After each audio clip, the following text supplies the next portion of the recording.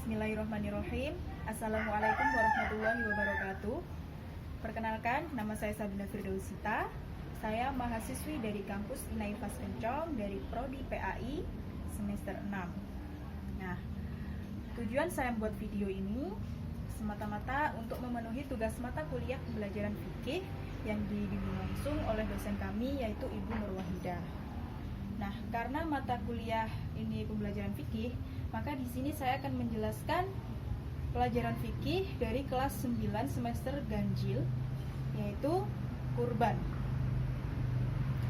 Sebelum langkah lebih jauh, yang pertama saya akan menjelaskan pengertian dari kurban. Secara bahasa, kurban berasal dari kata qoroba yaqrobu kurban, yang berarti mendekat. Sedangkan menurut syariat, kurban yaitu sesuatu yang disembelih dari hewan ternak, yaitu unta, sapi, atau kambing. Jadi dengan demikian makna kurban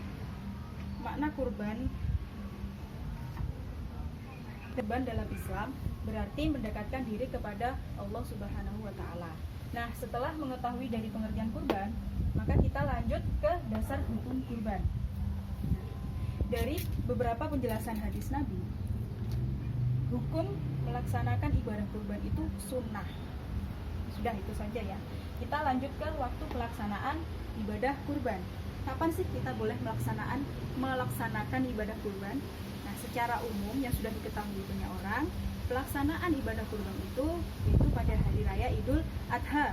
Namun ada beberapa hari yang ditentukan untuk melaksanakan ibadah kurban. Kapan saja itu?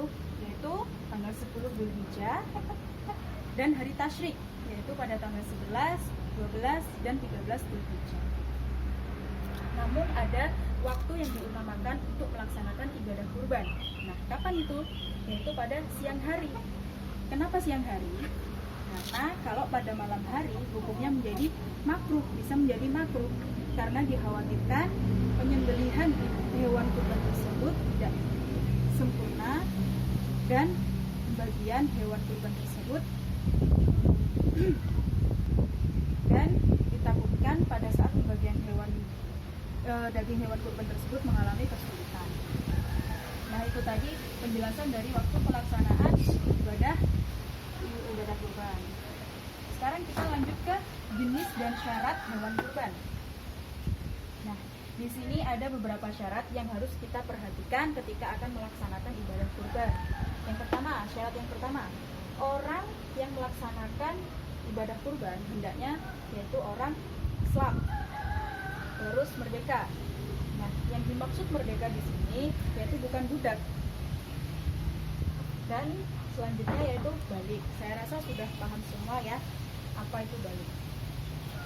Lanjut pada syarat yang kedua. Syarat yang kedua yaitu orang yang hendak berkurban harus mampu menyediakan hewan kurban tanpa menghutang. Jadi misalkan kalian ingin berkurban namun uang untuk membeli hewan kurban tersebut belum cukup, sebaiknya ditunda dulu. Menunggu uang tersebut sudah cukup untuk membeli hewan kurban. Masuk ke syarat yang ketiga. Waktu pelaksanaan hewan kurban pada hari raya Idul Adha atau pada hari tasyrik, yaitu pada tanggal 11, 12, atau 13 Dzulhijjah. Sebagaimana yang sudah saya jelaskan tadi pada materi waktu pelaksanaan ibadah kurban. Nah, selanjutnya syarat yang terakhir, yaitu hewan kurban harus memenuhi syarat tertentu. Apa saja syaratnya? Yang pertama, domba. Jika kalian ingin berkurban domba, maka syarat yang harus dipenuhi yaitu domba tersebut sudah berumur 2 tahun atau sudah berganti gigi. Yang kedua, kambing. Syarat yang harus dipenuhi yaitu kambing tersebut sudah berumur 2 tahun lebih. Nah, yang ketiga, sapi atau kerbau. Syaratnya sama dengan kambing tadi, harus sudah berumur 2 tahun lebih. Yang terakhir, unta. Syaratnya yaitu sudah berumur 5 tahun. Berhubung di Indonesia, di negara kami Indonesia tidak ada unta, maka tidak diwajibkan berkurban unta. Selanjutnya yaitu tata cara penyembelihan kurban. Karena tata cara penyembelihan kurban ini ada banyak, maka saya akan persingkat. Saya baca saja ya. Yang pertama yaitu penyembelih hewan kurban adalah orang yang muslim dan sudah balik. Yang kedua, pisau yang akan digunakan untuk menyembelih hewan kurban tersebut harus tajam. Yang ketiga, membaca bismillah. Yang keempat, membaca sholawat. Yang kelima, membaca doa agar kurbannya diterima oleh Allah Subhanahu wa Ta'ala. Yang keenam, hewan kurban dihadapkan ke arah kiblat. Dan yang terakhir, disembelih lehernya hingga putus napas dan saluran makanannya. Nah, setelah mempelajari dari kurban ini, tentunya ada hikmah yang kita dapatkan. Yang pertama yaitu memperkokoh tali persaudaraan. Kenapa? Karena pelaksanaan ibadah kurban melibatkan semua lapisan atau masyarakat yang ada. Nah, yang kedua, menumbuhkan dan meningkatkan kesadaran beragama, baik bagi orang yang mampu maupun yang kurang mampu. Nah, saya kira hanya itu yang bisa saya sampaikan. Semoga bermanfaat, dan apabila ada kesalahan dalam menyampaikan materi, saya mohon maaf yang sebesar-besarnya. Sekian dari saya. Wassalamualaikum warahmatullahi wabarakatuh.